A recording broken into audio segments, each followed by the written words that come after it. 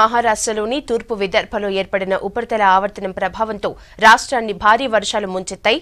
దీనికి తోడు తెలంగాణ మీదుగా కర్ణాటక వరకు ఉపరితల ద్రోణి ఏర్పడటంతో జిల్లాల్లో వర్షాలు కురుస్తున్నాయి. మరో 24 గంటల పాటు వర్షాలు తప్పవని చెప్తున్నారు వాతావరణ శాఖ అధికారులు. కొన్ని చోట్ల వడగండ్లు కురుస్తాయన్నారు.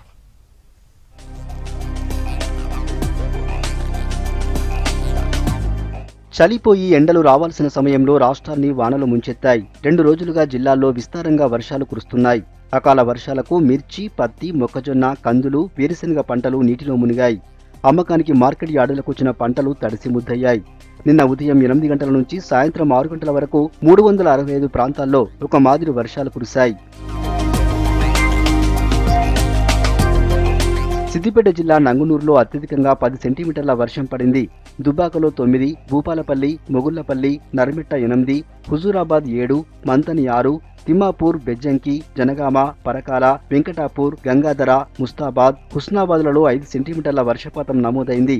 హైదరాబాద్లోని రాజేంద్రనగర్లో 6.3, చార్మినార్ దగ్గర 3 మిల్లీమీటర్ల వర్షపాతం రికార్డైంది. హైదరాబాద్లోని కొన్ని చోట్ల రోడ్లు, కాలనీల్లో నీళ్లు నిలవడంతో ప్రజలు ఇబ్బంది పడ్డారు.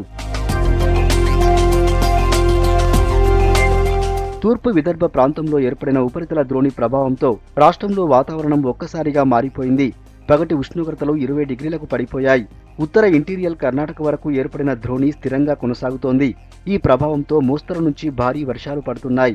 ఆగ్నేయ బంగాళాఖాతంలో మరో ఉపరితల ఆవర్తనం ఏర్పడింది. మరో 24 గంటలు నగరంతో పాటు రాష్ట్ర వ్యాప్తంగా వర్షాలు పడే అవకాశం ఉందంటున్నారు వాతావరణ శాఖ అధికారులు. తూర్పు విదర్భ దాని పరిసర ప్రాంతాల నుంచి ఉత్తర ఇంటీరియర్ కర్ణాటక వరకు తెలంగాణ మీదుగా 1.5 కిలోమీటర్ల ఎత్తులోనూ ఒక ఉపరితల ఆవర్తనం ఏర్పడింది. దాని ప్రభావంలో మన తెలంగాణ అంతా విస్తారంగా వర్షాలు పడ్డాయి. అక్కడక్కడ కొన్ని చోట్ల వర్షాలు పడే అవకాశం ఉంది. ముఖ్యంగా మనం తీసుకున్నట్లయితే ఈ దక్షిణ తెలంగాణ జిల్లాల్లో కొంచెం ఎక్కువ వర్షపాతం పడే అవకాశం ఉంది. ఉమ్మడి మహబూబ్ నగర్, ఖమ్మం, వరంగల్ జిల్లాల్లోని పలు మండలాల్లో ఎడతెరిపి లేకుండా వర్షం కురిసింది. మిర్చి, మొక్కజొన్న, పొగాకు పంటలు దెబ్బతిన్నాయి. ఈదురుగాలులకు మామిడి పూత పెద్ద ఎత్తున రాలిపోయింది. బొప్పాయి తోటలు దెబ్బతిన్నాయి. ఇటుక బట్టీలు కరిగిపోయాయి. లోతట్టు ప్రాంతాల్లోని కాలనీల్లోకి నీరు చేరింది. పలుచోట్ల రోడ్లు జలమయమయ్యాయి. నల్లగొండ జిల్లాలో తేలికపాటి వర్షాలు పడ్డాయి. సూర్యాపేట జిల్లాలోని 4 మండలాల్లో 4 సెంటీమీటర్ల వర్షపాతం నమోదైంది. జయశంకర్, భూపాలపల్లి, భద్రాద్రి కొత్తగూడెం జిల్లాల్లో కురిసిన భారీ వర్షాలు సింగరేణి గనులపై ప్రభావం చూపాయి. గనుల్లోకి భారీగా వరద నీరు చేరడంతో బొగ్గు ఉత్పత్తులు నిలిచిపోయి సంస్థకు లక్షల్లో నష్టం ఏర్పడింది.